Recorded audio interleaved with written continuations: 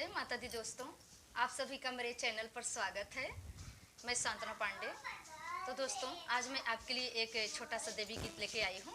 अगर मेरा गाना अच्छा लगे तो लाइक शेयर सब्सक्राइब जरूर कीजिएगा। धन्यवाद। अम्बे हमारी महारानी कि मैया मोरे भक्तों के प्यारे। अम्बे हमारी महारानी कि मैया मोरे भक्तों के प्यारे। अम्बे हमारी महारानी कि मैया मोरे भक्तों के प्यारे। मैया के खातिर चलो बेदिया गढ़ाए लाए। मैया के खातिर चलो बेदिया गढ़ाए लाए।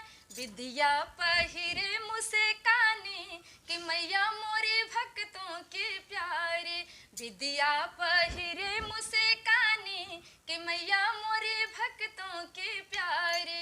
अम्बे हमारी महारानी कि मैया मोरे भक्तों के प्यारे। मैया के खातिर चलो हरवा गढ़ाए लाए। मैया के खातिर चलो हरवा गढ़ाए लाए। हरवा पहिरे मुसे कानी कि मैया मोरे भक्तों के प्यारे। हरवा पहिरे मुसे कानी कि मैया मोरे भक्तों के प्यारे। मैया हमारी महारानी कि मैया मोरे भक्तों के प्यारे। मैया के खातिर चलो कंगना गढ़ाए लाए। मैया के खातिर चलो कंगना गढ़ाए लाए। कंगना पहिरे हरे सानी कि मैया मोरे भक्तों के प्यारे।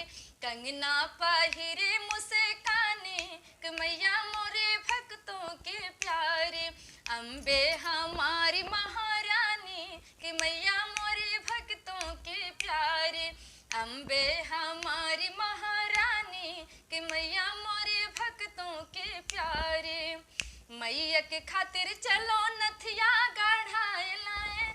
मैया के खातिर चलो नथिया गढ़ाए लाए।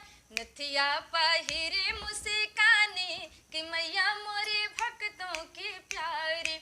नथिया पहिरे मुसे कानी कि मैया मोरे भक्तों के प्यारे।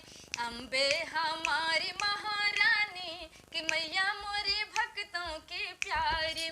अम्बे हमारी महा